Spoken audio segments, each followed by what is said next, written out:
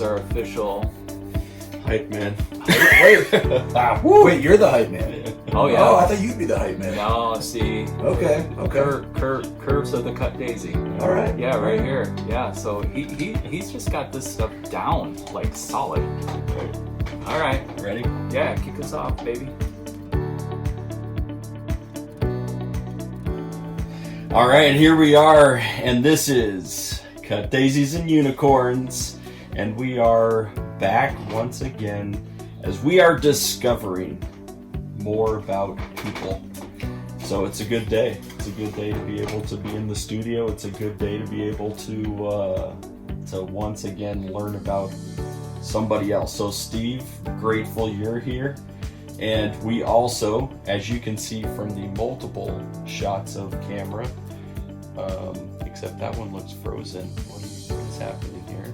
Uh-oh. But attempting to reconnect. Oh, hold on. It reconnected. All right, perfect. I don't know why it disconnected, but... I got your head, like in the shot. Oh. Sorry. Okay. Yeah. But today we've got John with us. Hello. And I'm grateful that John's here. So Steve, did you want to say anything before we jump into hearing John's story? I don't want to say anything. Why not, man? I don't know. Let's see. It's been interesting. It's been a long time. We haven't been around the microphone for a while. We haven't. Yeah, I'm gonna readjust here. I'm also watching your peak level over on the Zoom recorder, and but we haven't published, John. We're still collecting stories. Oh, so this hasn't gone live. Oh, This we're isn't not going live. We're not live. Or hasn't been. We haven't launched. We've just been collecting. It's not. It's less than a soft launch. You guys are like the NSA. You're just collecting data On as much as we possibly can. I'm coming in hot, guys. I shouldn't have opened with that. No. I mean, you know what? It's actually.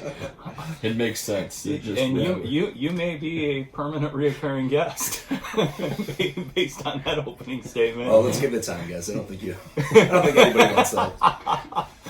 Well, actually, I think during this current time and season, anytime we can distract people with a little frivolity, sure, and all that you have to offer. So, John, I don't even know your last name, dude. It's Nugent, like Ted. Yeah. There you go. I entertain the idea of coming up with like a stage name, but I'm lazy. So. Okay. All right. So, is there any relation to Ted? No, I did have my high school pottery teacher convinced that I was related to him, though, and that I had a napkin signed from Thanksgiving. Yeah. Whoa. Yeah. He might still think that. I don't know. I didn't know. So you did pottery in high school, huh? Yeah. The story continues to unfold. Oh, man. Oh, my God. This is just riveting, guys. We're just getting started and we're already talking pottery. I love it. Plug Earthenware House Pottery Studio. Oh, man. Located in, it's Avondale, right? No, we're in Albany Park. Albany. Mm-hmm. See, I always get this stuff mixed up. I know. Avondale's where we were before. That's why we lived in Avondale. So my body's going through a little bit of a deja vu of thinking of what it or where it could be, but it's not really there. And it's an A too. So Albany and Avondale. I have problems with Daves and Dans too. If your name was Dave or Dan, John, it would be one of those things where I'd be like, I'm not sure what I'm gonna call you. It's just whatever comes out of my mouth. Dude, you run out of. That's my favorite. What's up, dude? Yeah, dude. Hey, how's it going? Dude. So we got John Nugent here, and much like Ted. Very much. I also wear a loincloth. See, it's getting deeper. Oh, man. Wow. Yeah, you're going to take us all kinds of places. We'll see. Yeah. Right. Full disclosure to everybody, I tried to talk Phil out of having me on here. I'm like, you sure you want to do this? It's a bad idea. Hey, and this won't be the last disclaimer. No. In this whole episode. Guaranteed. Oh, yeah. Yeah. There's no filter. Yeah, it gets me into trouble. I was gonna say, you guys are gonna regret that. Oh man, yeah. It's where all the good stuff comes from. No filters. We're gonna like go episode by episode on whether the episode is explicit or not. Okay. And so just be you. It's cool. Right. Yeah, and we're warning everybody. We We have already had some explicit episodes, just so you know. So like we haven't. So you wouldn't be the first one to try to break the barrier. Okay. Oh, I'm not trying. We already have some. All right. By the way, it's just gonna be like it's inevitable that I'm just gonna shake this and knock over all the hard work you guys did setting all this stuff up. It's all good. All right. Yeah. It'll happen. Wouldn't be It'll the first fine. person to throw a table in this room. Yeah. Tossing tables. Oh yeah. So, John, you're originally from Chicago. I am, yeah. Yeah, from Chicago. I'm from the southwest side originally. Parents moved out to the southwest suburbs when I was middle school. And yeah, I've been here for a long time. Yeah? Yeah. Right on. Yeah. And I think we've talked about your heritage in the past. So you got some Irish in you? Yeah. My father's from Ireland, and then my mother's she's from here, but her mother's family's all from Ireland too. So I was just watching Rattle and Hum, the DVD. We're gonna go to YouTube. Yeah. all right. Rattle and Hum, and very similarly, as Bono called out to the Irish who were living in the United States at the time. When we saw you two at Soldier Field, probably 2 or 3 years ago, I think so. He again called out to the native sons. Wow, I think that's like his thing though. He does that a lot. I've seen him. I've seen you two 1.5 times. This is gonna be a good story. No, I got kicked out of a U2 concert when I was a freshman in high school or sophomore in high school. Yeah, we snuck booze in and just made holy shows of ourselves. Yeah. And then they asked you to leave. It wasn't so much an ask. Yeah. Was it a gentle exit? Yeah. I mean, we were minors, so they just put us in it was at the United Center. They called they asked for our parents' numbers. I was like, I'm not giving you my parents' number. Are you nuts? I'm not even gonna give you my real name. Yeah. There's probably some snarky picture of me doing some cheeky smile, holding up a number of, or this person's not allowed here anymore. Oh wow. I've been there since. I'm just saying. Yeah. But yeah, my buddy gave all his information. His dad came and picked us up. Yeah. So he's the only one that officially exists. Yeah. In the system. Right. Yeah. Yeah, but Bono kind of did that thing at the second show I was at. Yeah. Yeah. All right. Yeah, the one that we went to was the Joshua Tree anniversary. Oh, tour. that would have been great. Yeah. I would have loved that. Lumineers opened up. Very cool. Oh yeah. Yeah. It was. I was jet lagged. Just got back from Hong Kong. Oh wow. Right. Yeah, and so we were here with some friends from Iowa who had it on their bucket list, and they're like, "Hey, you want to go to see U2? It's on my bucket list." And I'm like, I don't have U2 on my bucket list, but I mean, yeah, sure. Well, then when it was the Joshua Tree anniversary tour, I'm like, I could get behind that. Yeah, Exactly. That'll be cool. I feel like it's become a very cool thing. Everybody loves to hate on U2. You know. In the music scene. I think so. I mean, a lot of people. Oh, U2, yeah. It's South Park did that whole thing with them. And, and I mean, don't get me wrong. There's plenty to make fun of. Yeah. But those first 3 albums are incredible. Yeah. Yeah. I think that they also got a whole bunch of flack for the Apple Music thing when they released one of the updates for an iOS on the iPhone, Yeah. It was magically which album was that? Their Oh man, I forgot. yeah, like Inhuman or something like that. I probably even still have it somewhere in my iTunes because everybody does if you had an iPhone. Yeah. It's like, we're going to give you guys Right. bands love to do that, though. Like, like your friend will be like, oh, it's your birthday. here's a copy of my album. Right. Thanks. You've got like 500, Appreciate like, I mean, it is a nice gesture, but it's like, are you helping me or are you just like, trying to get your wife off your back? Like, you've got 1 million of these stacked in the garage. And you're like, Getting rid of all can of you get rid of these CDs. like, Yeah. Oh man. Yeah, but I remember still that comes up, and so I'm like, I don't like U2. Why is it on my phone? Like, yeah. dude, just don't download it. It's fine. I think U2 is easy pickings or low-hanging fruit to make fun of Absolutely. in the music scene until you try to sing one of their songs in the range that Bono sings at. Oh, absolutely. Yeah.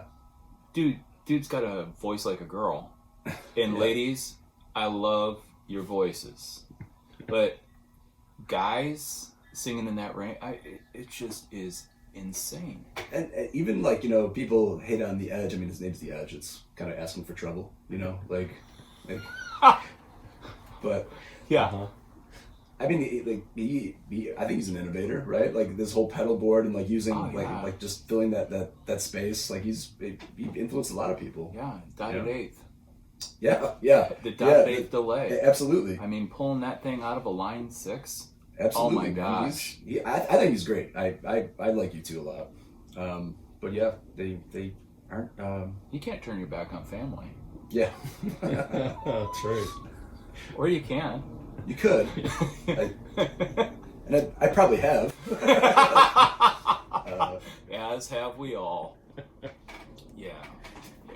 Greatest apologies to the families who are disappointed in our relationships. Or not. Yeah. Yeah, I know. So as we're sitting around the table, we're also like, you two are both musicians, and I just love music. So like when you get into these like dotted thing, I'm like, I have no idea what the hell you're talking about. The delay on the on his effects, like the I don't know. You said it was on a line 6. Well, I just threw that out there because in the old school, like there wasn't really a way to get to a dotted eighth. But the Edge figured out how to do it. Okay. And so it's all on subdivisions and it's all that math shit. I don't. Me when I bought a delay pedal, I wanted to just make sure that it had the dotted eighth setting so that I could be able to, I don't even. To be honest, I wouldn't even think of it that way. I would just be like, all right, just make it sound good. And like, I use a delay all the time in my playing, and I don't know what I'm setting. I just tap it to like, I have the DL4. Yeah. And I like try to tap it to get it to like, it's like, all right, that's where I have where it's not overbearing, it's not negligible, but it's just the Goldilocks right amount, Yeah. But with you too, though. Sorry, not to keep No, going on. yeah. I mean, this is beautiful. The hate that they get too, it's just kind of. It reminded me of another story. You guys, Rob Zombie. You guys know Rob Zombie. When he was in, I read this. I forgot where I read this, but when he was in White Zombie, he caught all this like hate from like I don't know if it was like the equivalent of a blogger or some writer for like like an indie mag or something, and just was trashing his band. He's like, his band's got to be awesome, and he went and sought it out, and he's like, they're terrible. Like musicians love to hate on other musicians, and I think it's just I don't know, it's just kind of a funny thing. Like you'd be at shows with your friend, like, and they'd be like, oh, they're too this. Like, can you let them finish the song? Like, yeah, I don't know. It's unfortunate. So super critical. Oh, absolutely. But when it comes to yourself, you're like, oh, everyone's so precious too. It's like, no, I'm not going to release it yet, or I'm not ready to do this yet. Like,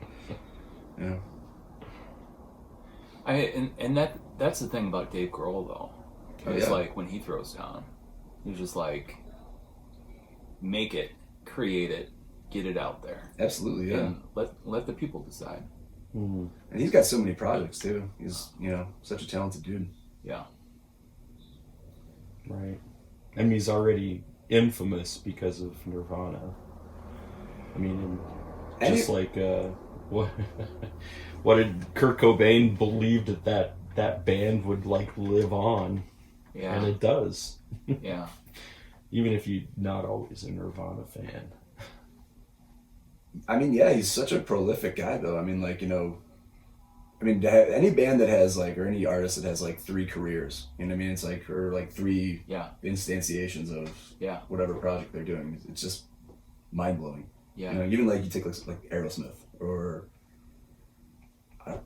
Dave Grohl or just a band like Green Day, who've like been around since I was a kid and are still relevant, you know? Yeah. Even if you don't like their music, you know what I mean? Like, Right. Well, and I don't know,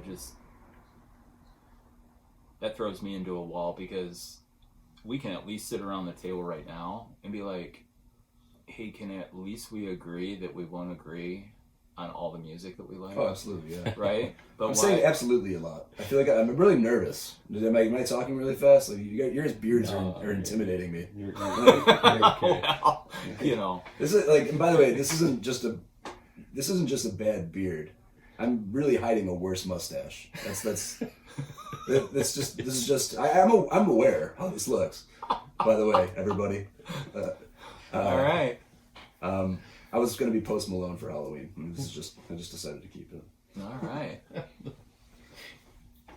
Did you put some face tattoos on too? No, I actually didn't end up being Post Malone for Halloween. I wanted to.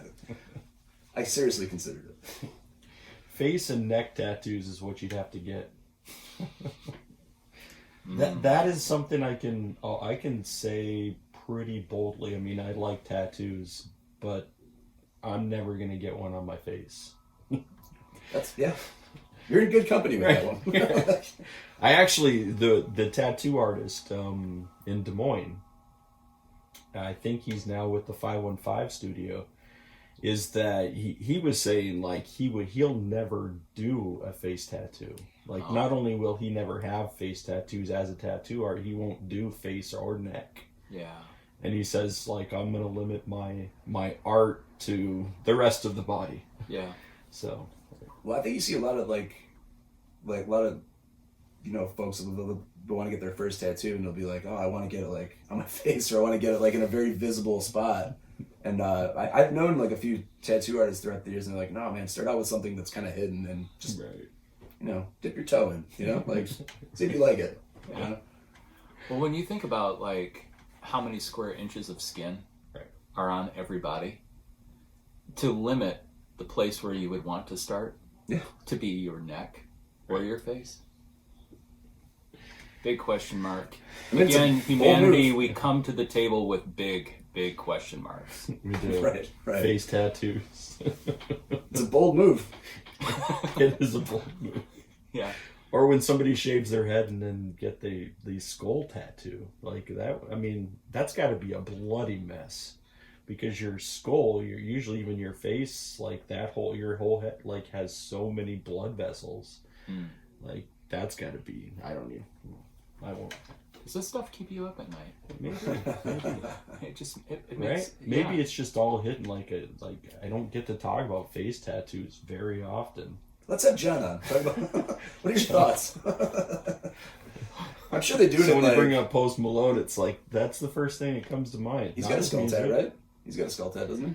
He's got to think of the whole thing. Like he's got face and neck and skull. And originally, Post Malone was going to be a rocker. He did that Nirvana set. He did a couple months ago, right? In quarantine, right? Yeah. I think I caught a couple of songs. I think I got "Come As You Are." There was another song that he did. He did. I mean, he did a whole set, man. Right. Like it was. I caught some of it. I was pretty impressed. Mm-hmm. Yeah. He had Travis Barker from right, Blink-182. Yeah. Mm-hmm. Right. But I was like, that kind of fascinated me that he originally, that's what he was shooting for early on, was like he wanted to be a like rock, and then he went into this like R&B. I mean, he was, before he even came out as an artist, he was a producer for Bieber and... He was? Yeah. That's how. So Wow. Justin Bieber and Post Malone are like pretty close as far as like their connect. I mean, that was what originally. So when Justin's neck tattoo. yeah, so when he was getting tattooed, so Bieber was getting tattoos like neck and like he's fully lit. Like that's when Post Malone was like, well, this kid, I think he might have used like a word like pussy or something, but like this little kid, like he's gonna get tattoos on his neck, and like I can get him, like so. That's when he was Wow. kind of challenged. I had no in that idea. way. Yeah. Yeah, I saw him. I don't know who to credit with like internet memes or anything, but they're like how Justin Bieber looks now. They're like Justin Bieber looks like Justin Bieber's dad. Like he looks like a dad from the '80s or something. Wow. I don't know. I mean, I don't really know that world really well. Like I all I could say like I don't hate Post Malone. Like like people are like I only knew about him because people are like, oh, you kind of look like the guy. I was like, I kind of see it. Shit. Right. Oh man. Yeah. Well- I like the what is that? The song from the Spider-Man soundtrack, the Spider-Man Into the Spider-Verse. I think it's something with I don't know that song, but See, this is the beautiful thing about you may not be a musician and you may not know about a dotted eighth, but Right. your pop cultural context of music is very diverse. right. Yeah. I mean, you're like way down the road with Yeah. me. I mean, and to be able to pull that out of that, your head, the multiverse, Spider-Man, Wildflower. I'm like, Yeah, wow. you haven't seen that Spider-Man, which most like since it's animated, most people didn't, but it actually I think won awards for its content. So Well, I'm glad they're giving blue ribbons out for movies still. yeah, I think that was a couple of years ago now. So Wow.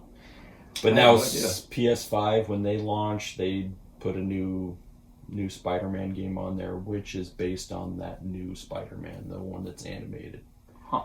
So Miles is his name, the new Spider-Man, not Peter Parker. Really? Yeah.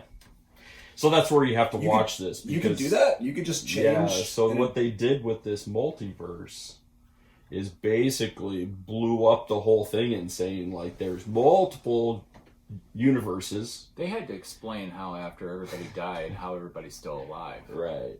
This is So all because news to there's me. so many multiverses, like so many universes, like and Yeah. Marvel's, kind of they kind of do that to help with if anybody dies in this one, then we can bring them back because there's another universe with that same person in it. They just may look different. So there's multiple different Spider-Mans then in each of those multiverses, and they just pull, So this one, they had a whole bunch of these Spider-Man come together, and only one of them survives. Spoiler alert. If you're going to sit down and watch this Spider-Man movie with your kids, everyone, just know everyone dies except for one. Wow. Which, I don't, maybe that's not true. Maybe some of them went back to their universes. I think that's what happened. Oh. So, Well, I've only seen it once, and it's been a few years. okay. So, My students are livid with me that I just, I haven't seen any of like the Marvel movies. oh, Yeah. none of them. Well, I think I saw one of the X-Men movies a while back. But yeah, I haven't. Yeah, and that's not even the... Doesn't the- trick or trigger, huh? I mean, I used to love it when I was a kid, but I don't know. Like, I just, I don't know. I just never really got into the movies, at least. When I was a kid, I did the comic book thing, Yeah. and people made fun of me. I was like, all right, I'm just going to move on past this. Like, So going back to when you were a kid, when did you pick up your guitar for the first time? I was probably about 4th grade. So Yeah. what old were you, like 10, 11? Yeah. Something like that? Yeah. Right about that, yeah. 9, 10. Yeah, I mean, I didn't really know. I didn't really know what I was doing. I just would kind of like, So there was a guitar around the house. no. Oh. I begged and pleaded for a guitar. Like, they're Really? like, you're not going to stick with this. Like, it's just like the Marvel comics. You're not going to stick with it. Like, Yeah. I don't know. Yeah. I just, got one for, I think, my birthday when I was like 10 or 11. And, yeah. Was that the first musical instrument? Absolutely, yeah. Okay, yeah. so that's what you picked up first. Yeah. I mean, I used to sing. I mean, I'm a terrible singer, but I would always sing different tunes. I think the first song I ever sang was Whiskey in the Jar. The not the Thin Lizzy, the traditional ones. I used to sing that all the time. And my dad liked it. He was just like, oh yeah, great. Some kind of connection. Yeah. But I think that was the first tune. That was like my first favorite song. Wow. That or Johnny Be Good. Yeah. Yeah. So tied into, did you hear Johnny Be Good with Back to the Future? Is that the No. Oh. No. I mean, Mike. Yeah, when Johnny Be Good when Michael J. Fox traveled back in time to invent rock and roll. Right. Yeah. And possibly sleep with his mom. Yeah. Calvin. Calvin Klein. No, Johnny Be Good. When I was a weird kid, man. We had a cassette of. Just know that around this table, you saying that you used to be a weird kid translates to us that we all understand what it means to still be a weird kid. All right. I used to put this tape of my parents' wedding. I don't know why, but it was I put it on and that was one of the songs. They had a band. Yeah. And I was like, my dad's dancing. This is gonna be great. I'm gonna watch this. I was like, but. Yeah, I was like Johnny Be Good because I think it had my name in it, and I was, Yeah. just, Go Johnny, go. Yeah, Yeah. I liked it. Nice. That and Whiskey in the Jar were my favorite songs though. Wow. Yeah, I think that's part of where we wanted to be able to talk about. So when you're thinking about life, where did some of your interests come from? What were some of your influences on direction? And I mean, not even just musically yet. But when you're thinking about your life, when you were younger, hey, I see somebody or they're doing something that you're kind of I'd like to do something like that. Is there any of those influences that kind of were, that came out that you were kind of spotting? Oh, wow, yeah. I mean, it came from your friends' older siblings or your older cousins or whatever that would turn you onto a record, a Beatles record or a Metallica record. And then you start kind of branching out. I was pretty young when the whole Seattle grunge kind of thing was going on, but I loved that stuff. Since there isn't a time I can remember where I wasn't really into Nirvana or I tell people Nirvana Nevermind was the first record I ever bought, but it was actually the second.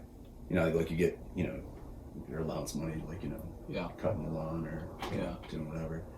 But a buddy of mine, was telling me about this concert he went to. And I was like, oh, it was super cool. This guy had long hair and playing two pianos. It was Yanni. So Yanni was the first record I ever bought. Whoa. I usually don't tell people that, but I tell people it's Nirvana Nevermind because it's cooler. But Yeah. it was really a Yanni record. Oh, Yanni. We're no longer on speaking terms. So Seattle grunge, just because I stuff, love Seattle grunge too. So that was huge. So if you were to go back to that, I mean, is Nirvana still your favorite Seattle grunge? I don't know. I mean, I love Nirvana. I thought they were great. Alice in Chains, I love too. I mean, that whole. I mean, I was young, so I liked a lot of the poppier stuff. I liked Pearl Jam when I was a kid. And then it was kind of dovetailed with the Metallica stuff, which was the Black Album was still. When did that come out? Yeah, that Black Album was in the 90s, I think, too. Yeah, I really liked that one. Mm-hmm. So I was probably I remember being in first and second grade talking about this stuff. People were like, what? Yeah, I always talk about there's some great documentaries out there on Temple of the Dog, which then is the collaboration with Chris Cornell. That was the I'm thinking of Mother Love Bone. which is that was their dedication to Mother Love Bone. Right. We brought that in the other day as we were talking. Yeah, Temple of the Dog, they had some great ones. That was the dedication to what was that? I forgot the guy's name. But Mother Love Bone was like, wasn't it like the same guys? Like it was Soundgarden and Pearl Jam. Mm-hmm. Okay. Yeah. Yeah, actually, so Chris Cornell was in the scene a lot longer than Eddie Vedder. So when he put together Temple of the Dog, Eddie Vedder was relatively unknown for the scene right now, or then. He was a transplant though too, right? He was from Illinois, and then so. And his story's interesting too. I think I heard him on Howard Stern, and he had a whole thing about it. I mean, so like 15 years old, he left the house. Oh, really? And his family was in Illinois, which is the reason why he's still a Cubs fan, right? Mm-hmm. He loves the Cubs, that he's known for that as well. But he spent most of his time out of Illinois then, because he basically was emancipated. And yeah, fascinating story. But then he got hooked into that scene as well. And I mean, like, to me, I look at like great voices out of the grunge movement, and Chris Cornell has to be like one of the top ones. Oh, sure. Like the dude's voice is sweet. Yeah. I mean, that's got to be a hard thing to maintain, like on tour, like day in, day out, just belting like that. Like, oof. Yeah, and then Chris Cornell with his, journey of both Soundgarden into Audio Slave and back to Soundgarden, also maintaining Audio Slave and then dealing with all of his issues, his demons. Yeah. That eventually, he took his own life, which is sad. Yeah. Rest in peace. Yeah, I mean, oh man, at that level, like, and all that attention, all that, like, I mean, our musicians, they're sensitive people. Like, they, a lot of them put like a rough exterior out there, but having people write about you all the time and be like, oh man, I saw the show, it was terrible. Like, right. It's like, that's like something near and dear to you. That's got to be incredibly difficult to deal with. Yeah. People telling you suck is one thing when you're, nobody. Like, fine, you suck too, dude. Like, right. But like when you got like a bunch of magazines just like trashing you, or like, I don't know, that's got to be like, or like having fans. I'm not saying that's what happened. I obviously don't know, but like, then you get like the other side of it, where like, oh, like, I mean, that has to be just like I don't know, it's got to be weird to deal with. Like, you changed my life, or like, I don't know, I wouldn't know what that's like. That's got to be a rough thing to deal with. And I think there's also the level that people don't always want to talk about, but mental illness. And if you are a musician and an artist, chances are, especially early on, you're not going to have health coverage because you're not going to be able to afford it. You're going to say, should I have a place to live? Or should I really, be spending time on my mental health right now? I mean, like, nobody's thinking about that. And if you're not able to afford it, then of course you're going to look for food and shelter first before you're dealing with your mental health. Am I going to eat, or am I going to talk about my daddy issues? Right, exactly. Like, yeah. So that's a big issue, I think, with it. It's happening in the artist community is like there's also mental health issues there that I'm not saying you have to be crazy to be a musician. Oh, you definitely do. There's something there. There's something to that. But I believe those issues kind of go also across it, because you're talking about empaths, and they feel deeply, they like, and if you're not understanding an outlet or having some of those things, like, it can lead you down a path that can be difficult. Yeah. I think in my studio, not only am I collecting concert DVDs to be able to watch in the background and have playing around and stuff like that, but I also have biographical movies that I'm endeared to, and like Walk the Line, Johnny Cash story. I mean, I've lost count of how many times I've listened through that as I'm working around painting and doing different stuff. Ray, another biographical movie. Oh, sure. And it just seems like that there's a connection between the launch into success that then creates this isolation. And as the demands of people are, whether it's from the corporate side saying, hey, we need another hit, right, or it's from the part of not being able to be everything for everyone, so they have to be on the road because that's where the money's being made in these concerts, by selling merch, by performing, but then you're not with your family. And so the back turned to the family. These are the people who are with you through the rough times before you launched into the success, and then it just makes you wonder, why are we as musicians longing for the success? Yeah, it's terrifying. Yeah. And I honestly, I hated touring. I was doing it in a van, and some people love that. I think I was a little bit older when I was doing it. I was just like, I don't want to sleep on a stranger's couch. I'm allergic to cats, and it's not not for me. I'd like to be able to make music, and I'm trying to sell out really hard, is what I'm trying to say. I would like to be able to make music almost anonymously, and have it people I would never sell my art to a G. I'm like, no, The Gap, whoever, buy my music, please. Sell sneakers, I don't care. One of the best slide players in Des Moines, Iowa, the Mr. James Bean. Mm-hmm. I saw this guy probably, easy.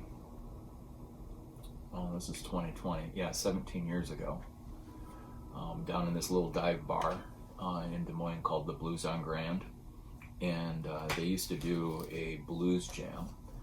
And this guy would show up and, hey, James, if you listen to this, take this as a compliment. You're my favorite little Buddha that I've ever run into. And so, anyway, but it became very apparent to him that being a singer-songwriter, and really, he's like a top call, number one call for electric guitar recording in Des Moines. This dude's got chops. You can find him on YouTube. I'll check it out. And so it was just one of those things where that he opened a business called the Central Iowa Music Lab, and then started renting out and started having other teachers come in. And I thought, this guy's brilliant, because he's lining up another income stream. He's got, family man, stuff like that.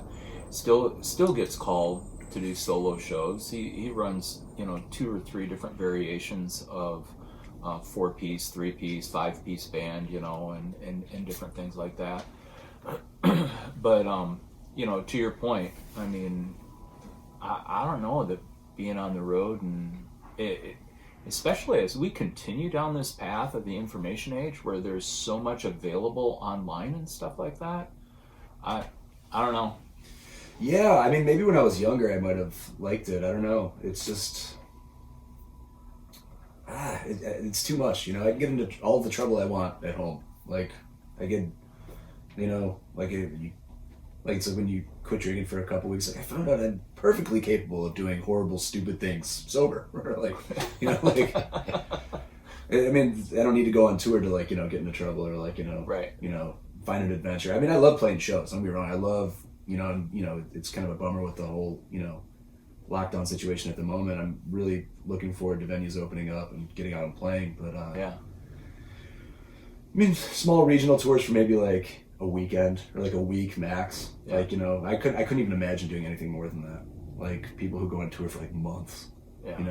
I guess that's an adrenaline thing for people though.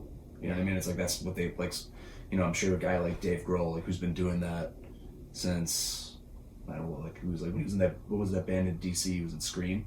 He's been doing that since he was 16, maybe, right. Going on tour, and it's just something he probably, it's all right, it's been a couple months, I gotta get out, Yeah.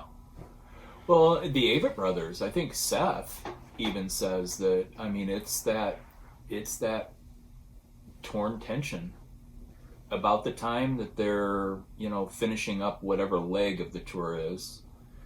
Just can't wait to get home, and steps foot in the door and is home, and then can't wait to get back on the bus. Sure, again, and that there is that part. And they, admittedly would say that when they're on the road, they get on each other's nerves. Oh, and yet, when they get home and they're not on the road, they miss the road together. Sure. And so, yeah. Just being in the bus, like waking up to like your buddy's like morning breath, like it's yeah. Can't wait. Yeah. Let's do it again. It's so awesome. So you said you toured, and how long were you on the road? I mean, we would do it like small birds. We were on the East Coast, Yeah. so it was like really easy. Just That's the thing that I really do miss about the East Coast. Like everything's so close. Everything's like 3 hours away. Yeah. You can be Boston, Baltimore, Philly, New Yeah. York. And what genre? This was a rock band. Yeah, it was fine. There, like I played in a couple bands in New York, and like some of like the thing that was so funny about living there is that like everybody was doing the most important thing. It's like no, like they'll be like, here's my spiel. It's like when long and short, be like, oh, you're also a bartender. Awesome. Like like I get it. Or like, oh, you play guitar too. It's like no, but I'm like this big deal, and like. It was really funny, just like, coming from Chicago, you think you know some stuff, think you have some like street smarts, and like everyone out there would just, like, I don't know, everyone's on a hustle, like everybody. Yeah. And I just didn't know how to do that as well as I thought I would, Yeah. out there. But yeah, this was a rock band. Which one was it? This was Billy Zane. I was in a band called Billy Zane, Okay. which is a cool band name. Yeah. And then I was in another band, which is the worst band name. I shouldn't be trashing these guys. They're talking about this kind of stuff. Like, it was a band called Air for Ants. All right. That dude, I think he's an assistant professor at Berkeley now. Wow. Yeah, he wrote really good music. He was doing, he did some like, I don't know. He was like, your hand in a number of different pots. Like he was, teaching, and then he was working on this documentary that I'm in that I hope never comes out because I will have to move somewhere and change my identity. I hope that never comes out. Yeah. Well, I mean, actually, we were talking about putting together a witness protection plan, Yeah. Kind of thing, and so for people who podcast guests. yeah. I mean, Just in case. if after the podcast, then we have to find a different place to be able to put y'all. Witness protection, the non-government subsidy. Yeah. Well, it's our own NGO. Okay. Yeah. Okay. Yeah, because most of them are in warm climates. I know people in Arizona, so we can always hide somebody out there. Oh yeah. Mm-hmm. All right. Yeah. And that's the living people. I was right there with you. I was thinking the same thing. Yeah.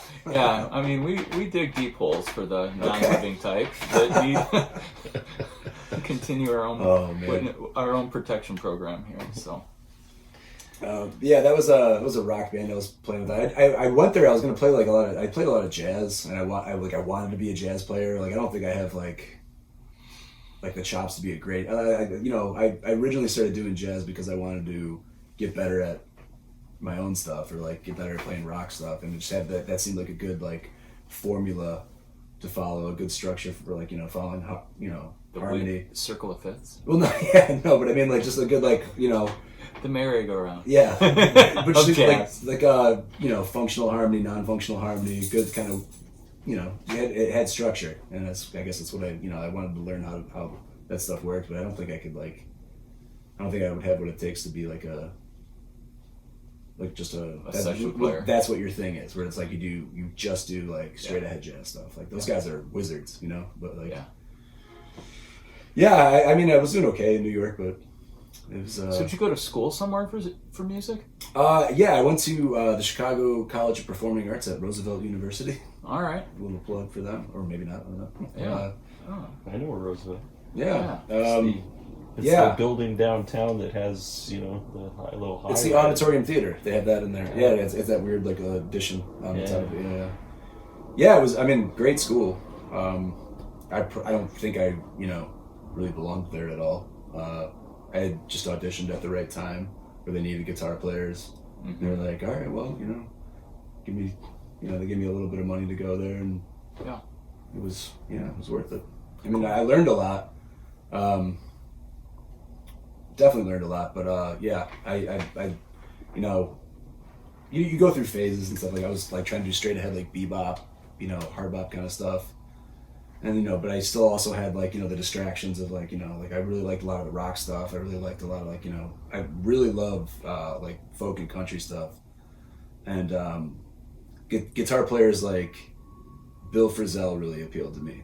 Like people who like do like this perfect like amalgamation of all different types of like all the great stuff in American music. Like jazz, blues, country, folk, like, and just like mixes it all together into this one like just perfect mess. Like it's either that dude's incredible. Like that's something that I would love to be able to do at some point. Like just all instrumental music and just it just seems so effortless with a guy like that. Man. So would you say that he's your greatest musical inspiration? Or what would you say? I mean, if you're looking at your musical inspirations now. I mean, that's something I would definitely want to be able to play like, but like, I can't really say like, I couldn't really say like he's an influence. I don't think I like sound like, you always hear like other musicians talking about like, oh, I have like, I have these classical influences and like, I'm really inspired by Charlie Parker. He's my biggest influence. Like, well, you should practice more. Right. That's kind of again going back to like shitting on other musicians. Like, oh, your phone's ringing. I put on Do Not Disturb. Uh-oh. Somebody disturbed. Well, we hit decline. Just get the old FU button. You're on the street now. Well, now we're We're recording. taking callers. Oh man. Am I bombing, by the way? Am I just like... No, this is a lot of fun, man. All right. It's wherever the conversation takes us. I've never done anything like this. This is really cool. Yeah.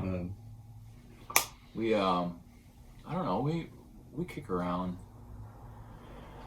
It just depends. One of the threads of Cut Daisies and Unicorns is definitely music.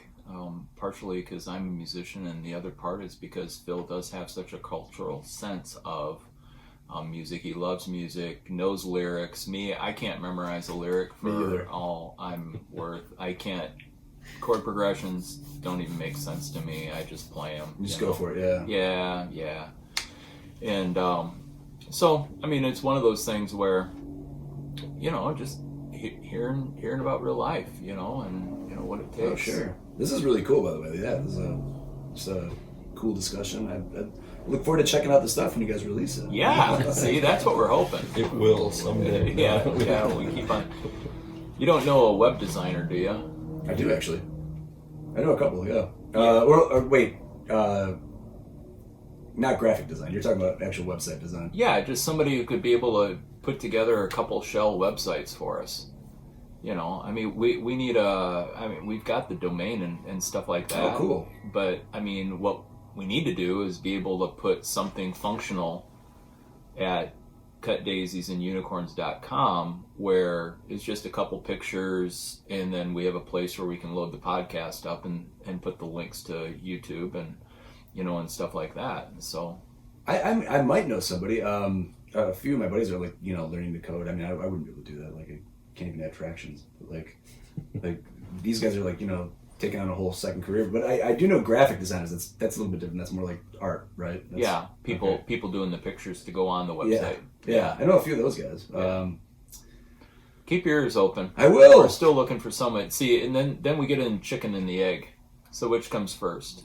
If we actually put this stuff out here and we're asking these questions, we might have people approach us and say, "Hey, I could be able to do that for there you." But but we're not putting the things out there. So we're creating our own diluted problems. That's quite a pickle. Yeah, because we already have a destination even for the Podbean.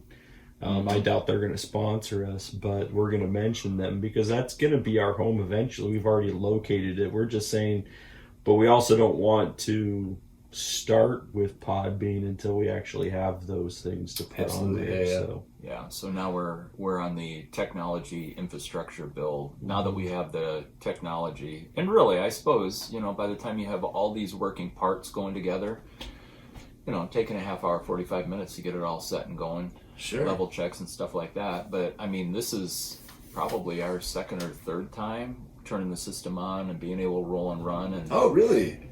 Okay. oh, well, we did it more times before that, but every time we ran into our new problem. Okay. And so So it's we're one of those. finally, yeah, I mean, and we learned because we had a Zoom interview too that we also didn't have the Zoom board, the Yeah. Z16. So we're gonna go back and try to be able to still try to pull from that now, even though now I think we're more equipped in order to make sure that those things happen in the future. Sure. yeah. Especially with quarantine and shutdown and all of that, where people are going to not feel comfortable sitting Right. in the same place. But Yeah.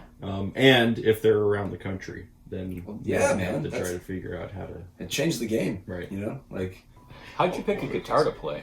I don't know. It was just I think it was just the cool thing to do, and like like you're hanging out with your friends. They had guitars. They're like, well, you can play bass. I'm like, I don't want to play bass. I'll play guitar. Love bass now, but I mean, Yeah. guitar was definitely the first love for sure. So what's your favorite electric? Like that I want to buy, or that I have. Sure, let's move to dreams. So So, Dreams what's last for what's so your long. go-to that you have right now that you love to play, and then what's the dream of what you would really like to have? well, I play a Charvel now, which is kind Okay. of like a Strat, Yeah. like Super Strat. Yeah. It's got and I kind of came to that kind of stuff later too. Like I mean, when I was younger, I liked a lot of the metal stuff, and I kind of branched out into like little like folk country kind of stuff, and some of the jam band stuff, jazz, and all that stuff. Yeah. And then I didn't have that like shreddy kind of like technique, from like guys like Randy Rhoads, and and then I really I love that stuff, and I just kind of wanted to get better at that. So a couple years ago, I picked up one of those, and that's just my main tool now. That's when I use for the most part. I'm still trying to get the whammy bar stuff down. Don't quite have like the nuances to it. I could do big dive bomby kind of stuff, but like not I don't have the subtlety that a lot of a lot of other players do. Yeah. But I love the metal stuff. That's the one I use. My first guitar that I bought on my own. Well, I didn't buy the whole thing on my own. I have a Rickenbacker. Oh. And I wanted it honestly just because that's what George Harrison and John Lennon played. Yeah. And it's got a really nice jangly, really pretty clean tone. But like if you're on stage, it's the type of thing you almost want a volume pedal, because those toaster pickups just howl, man. They scream like it's even when you're not playing, like in between songs, you've got to just take your foot off the volume. Yeah. That one I got when I was younger, and I'd been working construction.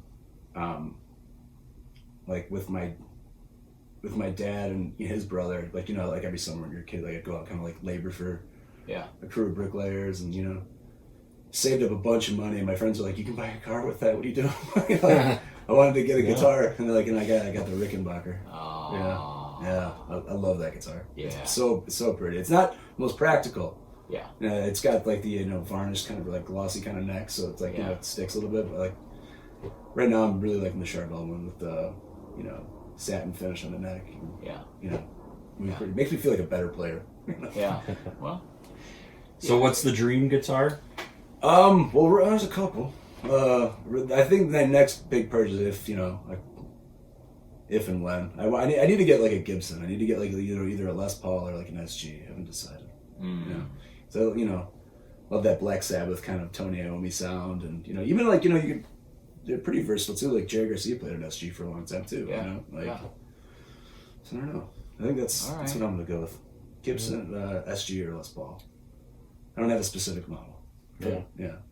Well, if you ever get a hankering to play Fender product, I've got a Telecaster Squire I love tellies, by the way, and I would say I would get a telly, but like right now I feel like the Rick kind of fills that space a little bit. You know, for like, sure. Yeah. But tellies are super versatile too, man. Yeah. Like, isn't that like the most recorded guitar in the history of rock? Like, history of rock and roll. I mean, I don't even know. I don't know if it is. I just the only thing I know about most recorded guitar would be a Gibson 45. Is it a J45? Like acoustic is like one of the highest recorded, like acoustic guitars. But I don't know about the electrics. But Shane Johnson, this is at Pro Music. I picked up this Highway Fender Telly, and he's like, "Hey, you know what we should do with this?" And I'm like, "What?" He's like, "We should S-wire this." And so basically, it's a Telly without the front pickup, and so it only has the rear pickup. And then I got a TV Jones. It's like a Filtertron. I don't know what that is.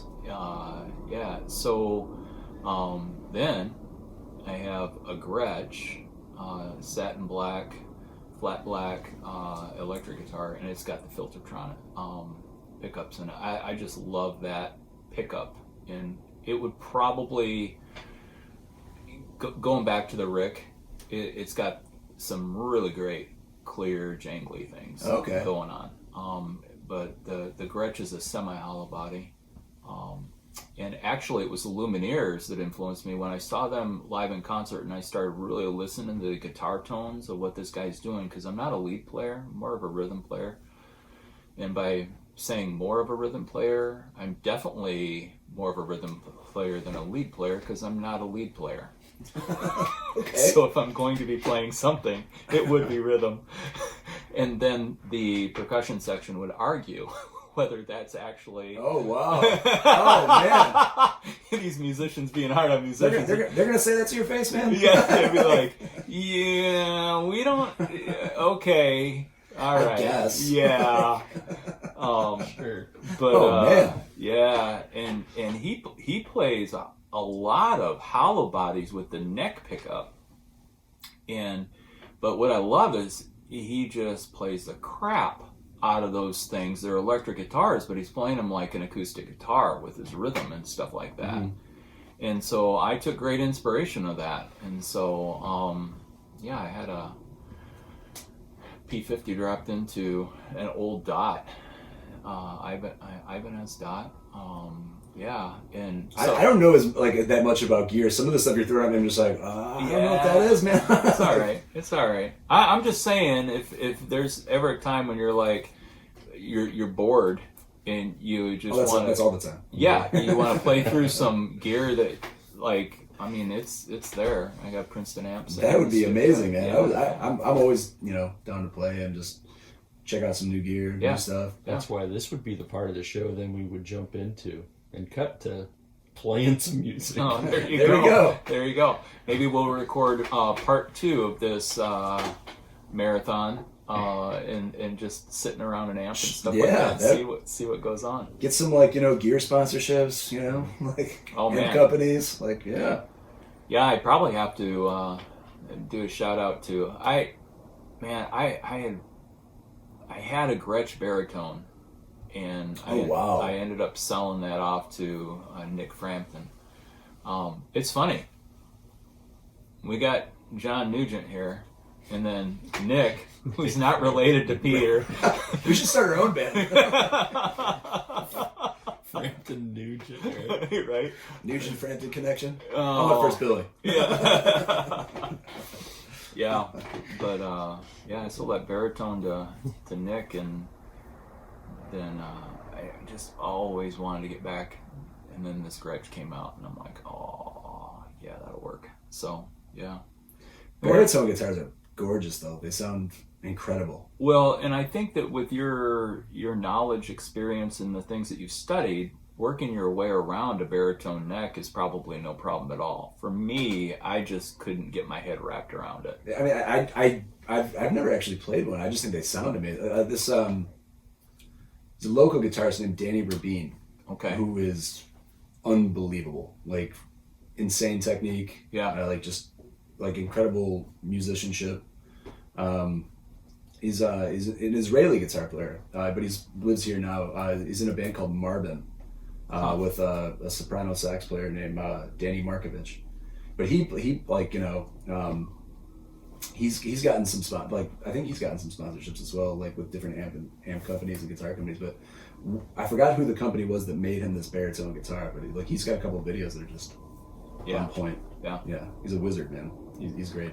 Well, there is this group from Southeast in the States, and on their recordings, I mean, and these boys weren't afraid to put a capo on a baritone, you know, Wow. and stuff, and it was just, and I'm not really sure why they ended up doing it. I don't know if because in the ranges they could get to the chord shapes that they liked better, or if it would just fatten out the tone with what's going on and stuff like that, but I don't know. Any guitarist that can play a baritone and add that into the mix of what, there's a whole different sonic space of what's going on. Absolutely, yeah. Yeah, it's cool. There was a question that Steve brought up that I thought was a really great question, and he hasn't brought it up here, but he brought it up, and he said, "What's the biggest question that you haven't found the answer to?" Oh man! Like, to me, that question, like, I was like, oh. I don't know if I've ever considered it. Well, I mean, I don't know. Yeah, so that's something I wanted you. That's why I said I didn't mind if Steve, you know, if he was doing that well, because to me that's a question like you might want to think like the biggest question that you haven't found the answer to. I think I've got an answer. Okay, all right, then put that one on pause. Well, I was saying that, you know, it takes like I was trying to catch the bus here today. Yeah. And I missed one. I'm like, I'll catch one in like another 10, 15. No, it's not going to be here for 40, 45 minutes. And then they'll send like 3 in a row, all in tandem. That was my big question that I haven't found an answer. Why did they do that? It's been going on for years. And it's possible there may be an answer to it, but I'm sure there is. Like, maybe there's somebody in CTA that could answer that question. Wow. But you really like that question, huh? I do like that question because I'm like, to me, like it could get big. Like, because there's lots of questions that, you know, what we talk about on our stuff in the past on our podcast is that we come up with more questions that don't have answers. Yeah, it's true. yeah, I'm sorry. I probably give a really bad answer there. No, I'm probably but not the person to ask like in depth, like very deep. Yeah. Deep thoughts with John. Is a hot dog a sandwich? Yeah, but and again, there, in that case, I'm willing to jump on the indifferent wagon and just enjoy a hot dog. Oh, yeah. I totally down with that. Yeah. It's like one of my favorite things about moving to Chicago. Hot dogs? Yeah. The hot dogs here. It's strong. Hot dog game is strong. Hot dog game is very strong. They have to be good hot dog. I mean, you have to make sure, like, there's a place that I went to, South Side, over by the White Sox Stadium. Yeah. Like, that was one of the first ones in Chicago that I was like this is a hot dog. Like, it still snaps when you eat it. Like, to me, like anybody can throw a hot dog into some boiling water, like the ballpark, you know, generic dogs. You know, if you're that just gives about, me a headache. You know, chicken lips and the squeal. I mean, you got to realize that what they put in to a hot dog actually does matter. Were you guys here when hot dogs was a thing? I've heard of hot dogs. Yeah, right. That was there. There used to be like it was a hot dog stand on California and I want to say just north of Belmont. I could be wrong though. Okay. But yeah, there used to be like he when I became aware of it, he was only open on the weekends, and there'd be a line down the block. Wow. For like, I mean, but he would do like artisanal kind of like, you know, like this is like rabbit and snake, like hot dogs, or like just weird toppings and just like, I mean, it was incredible. Wow. Yeah, I mean, but yeah, I mean, people would be down waiting like out like an hour or two for a hot dog. Man. And he had duck fat fries. That was like a big appeal too. Yeah. They were good, man. Yeah. I think I've seen a couple of spots that'll say like, "Hey, we bought." I mean, basically, I bought the recipe for some of the hot dogs. So, there's a place, Cicero, and just off of Montrose. The name's not coming to mind right now. I feel like such an alien right now. You guys are like dropping these names of these streets. Yeah. Oh, yeah. Yeah. How new are you to Chicago? Like 90 days. Really? Yeah. Oh, wow. I've never lived Okay. in Chicago before. Oh, okay. Yeah. I'd say you're missing out, but yeah. No, I love the move. It's certainly great. But then I'm like, Except you know Cicero because that's you get off on Cicero. I do get off on Cicero when I make my commute. So it's Cicero to North Elston and North Elston to wait for it, Montrose. Right. In Montrose, and I used to go to North Drake, but now I'm taking Central Park. Oh, okay. Yeah, Finding more efficient ways to navigate. Well, that way I can take a swipe across Sunnyside and see if there's any parking spots out There you go. Yeah. in front of Tabor. And then if that doesn't work, then I just take a Louis, and then usually the people who are working during the day, they got their spots open. I try to be cognizant of the get out of here by 4 p.m. unless you have this sticker sign. Uh-huh. And That's the one thing the city is very efficient at, is parking tickets. Everything else is a catastrophe. Yeah, they're wonderful at. They're very efficient with parking tickets. it blew my mind when they started talking about Chicago's deficit, like in the billions, and I was just like, billions? I mean, I don't even think billions. Yeah. Iowa has. I mean, I don't know what the gross budget for Des Moines is, but it's not in billions. Billions with a B is a hard thing to contemplate for a humble millionaire with an M like myself. Right. Yeah.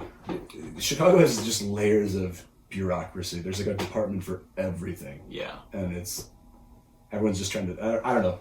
Like, I don't want, Lori Lightfoot to find a reason to arrest me or anything. Like, it feels like there's like, it's a bunch of people justifying their desk. Right. Like, creating problems so they can fix them. I don't know. Then again, I don't know what I'm talking about. I'm an idiot. But. Well, and that's where, you always know somebody's going to be full of shit when you say, like, when they are talking about Chicago politics and they say, I know how to fix it. Oh, yeah. You're always like, okay, I'm ready to be able to hear what it is that you believe is going to be the Why? Because there are so many, as you mentioned, so many layers to what is happening in the crap of pile that we have. Like, how are your solution may fix one level of the layer of crap. Right. But is it going to fix all? Like, it's going to take so much. Like, this is generationally. Oh my gosh, yeah. Piled on. Yeah. That means it's going to take generations in order to figure out how to get us out. I mean, who would want the job? I don't understand. And it's not just Chicago. It's like, I mean, just, I don't know. Maybe that's just me.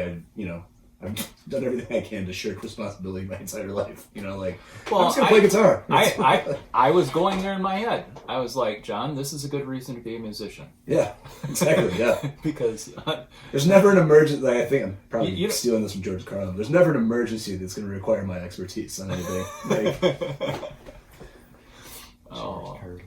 That was like that guy was a huge influence on me too. That's probably why I'm such a cynic.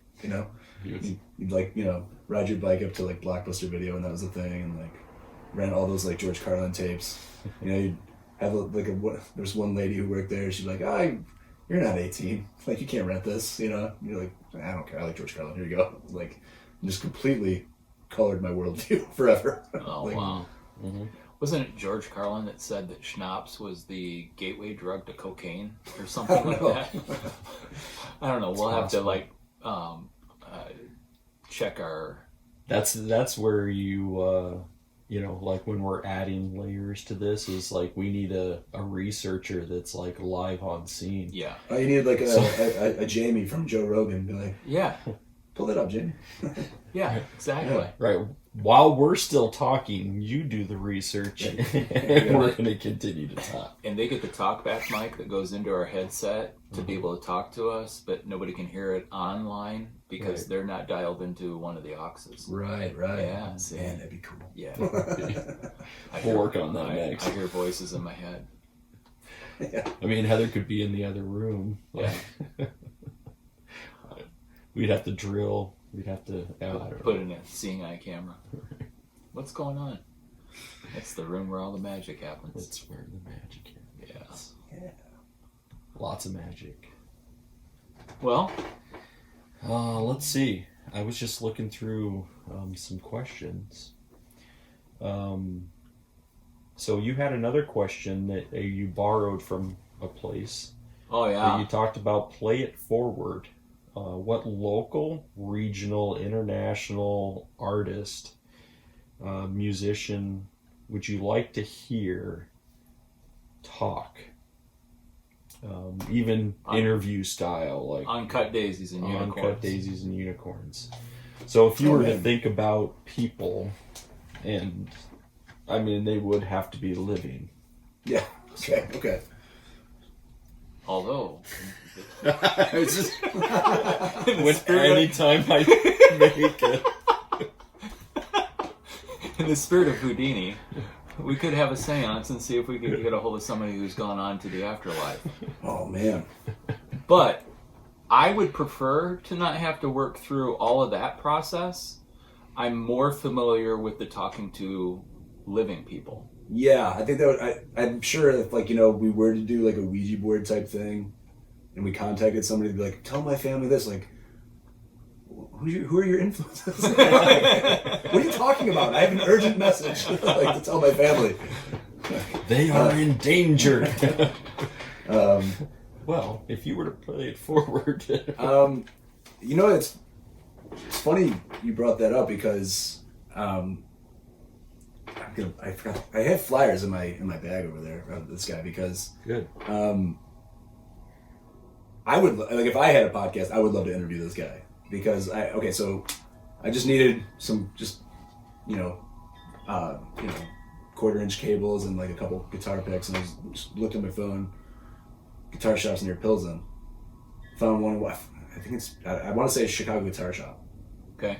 But I went down to this guy's place. I do have a flyer in there, and I'll make sure I grab it before we wrap up.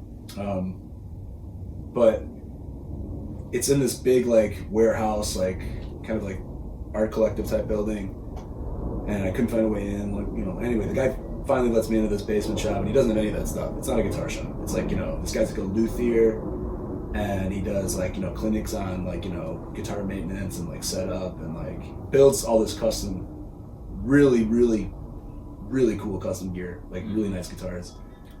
And I don't know how he got into it, but he just told me this amazing story. And I don't want to like, in case you guys do, I don't want to butcher the guy's story, but the long and short is like how all his guitars, all his custom stuff that he built got stolen. All of it.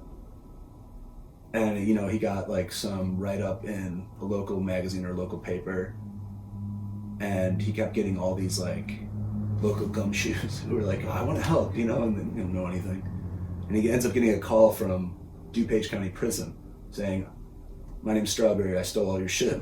Like, he's like, all right, whatever, this person's crazy, but this person keeps calling. And anyway, long story short, she gets out of jail, whatever, does have his stuff, and ends up getting, I don't know if I was just in like a really good mood that day, but I was just like mesmerized by this guy's story. And he told it really well. Yeah. I feel like I should plug the guy though too, because like can I grab my Yeah. It's in my guitar bag over there. And let Steve, can you grab it easier? Yeah, I can grab it. Actually, I could probably just look it up. No.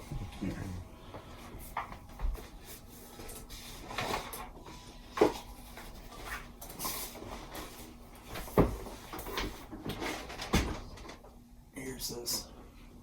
Thank you. Chicago Guitar Space. That's it. Chicago?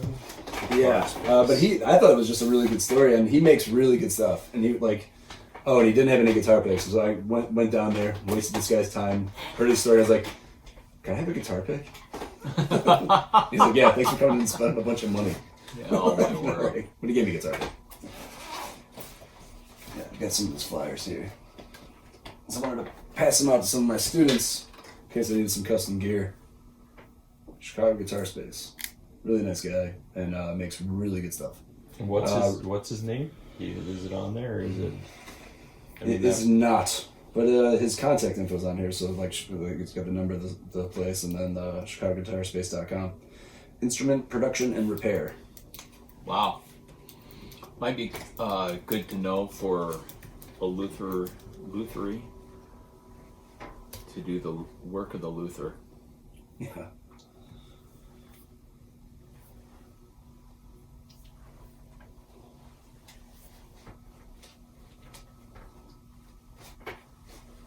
Oh yeah, you know.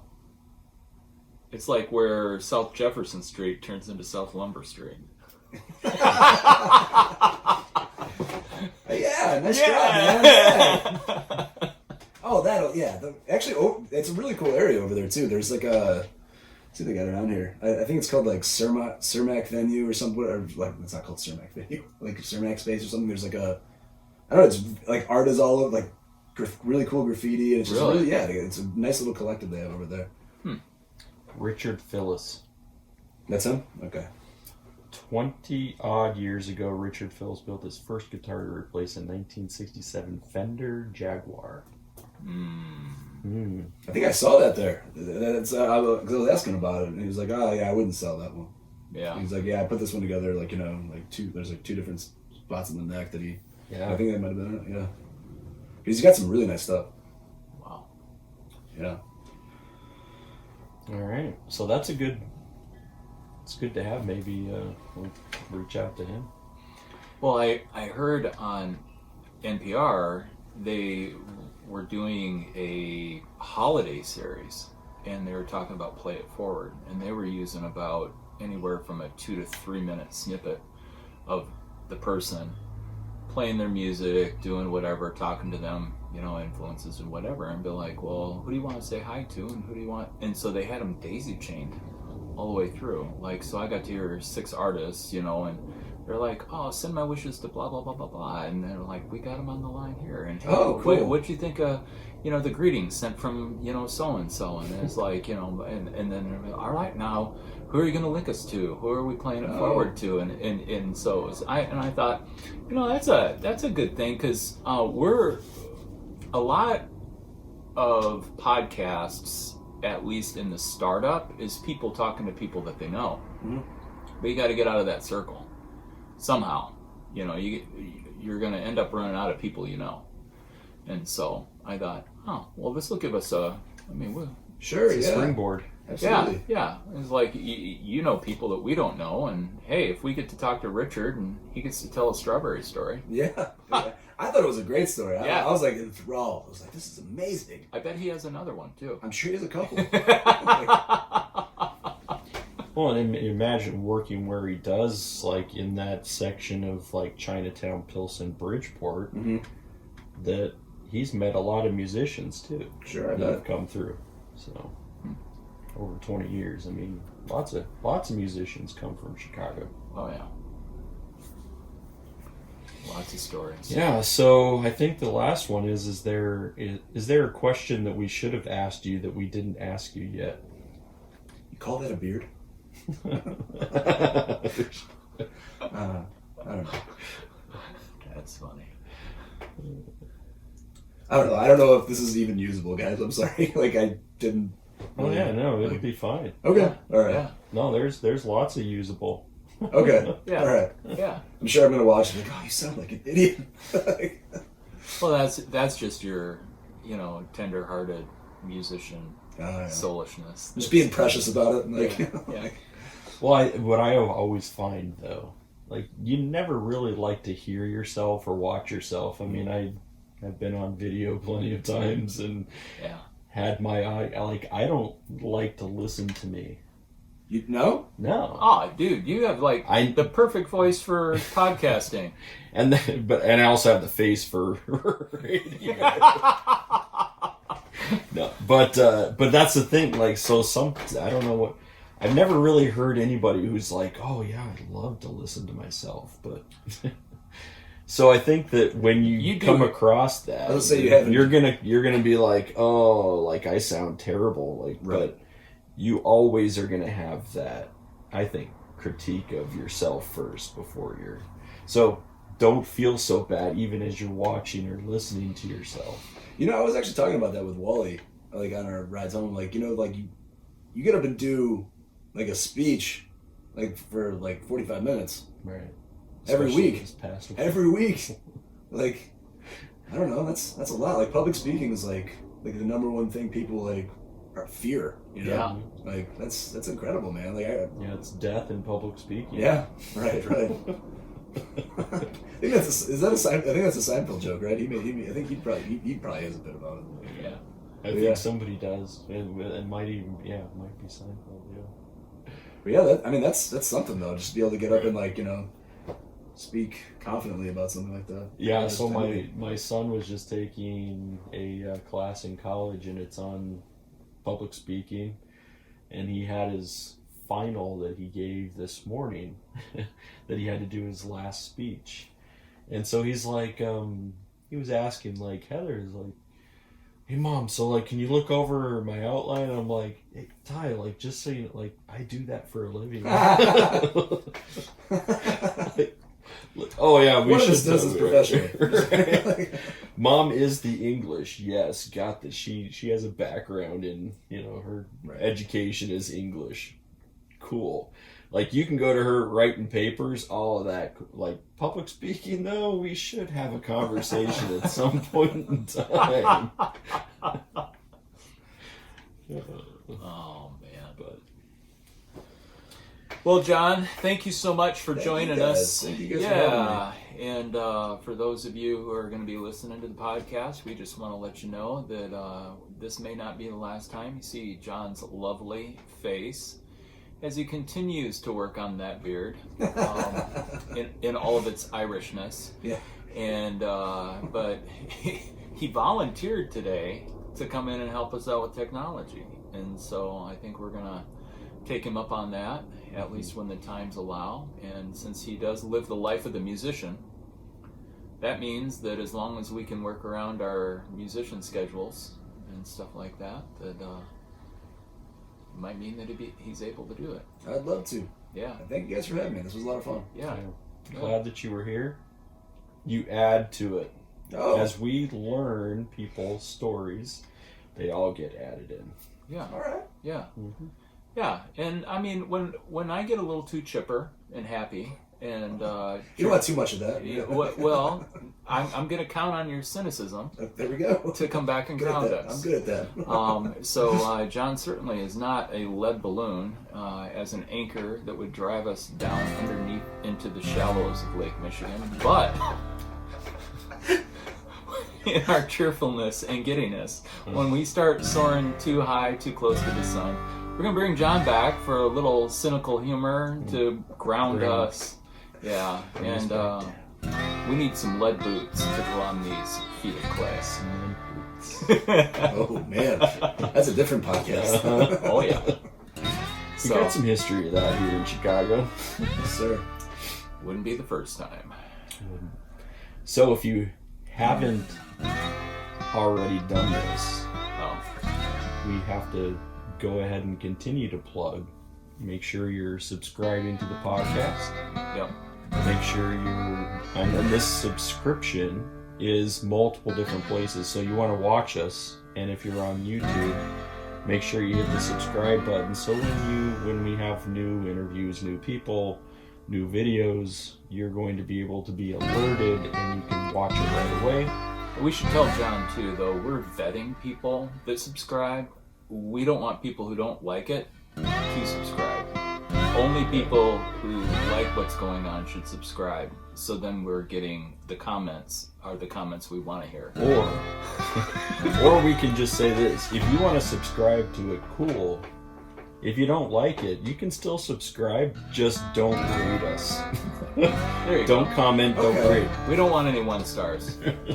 Yeah. 5 They don't- stars only. Well, how do they, if they don't subscribe and they don't watch, how do they know if they're... Yeah. See, that's it. It's meant to be confusing. It is. Yeah. Okay. But I mean, So if you how like are you going to be able to uncloud your judgment if you haven't clouded it up first? See, now that would have been a good answer to the question you guys asked, or the question you haven't found the answer to. Yeah. I said something dumb about the CTA. I don't know. but it's not so bad. So subscribe, like, Like, rate. send us an email. Tell us something. Yeah. We don't know. At Daisies and unicorns@gmail.com. And as always, not only have we loved getting to know John, but spending time together and asking more questions. Someday, this will be public. All right, goodbye everybody. Take care.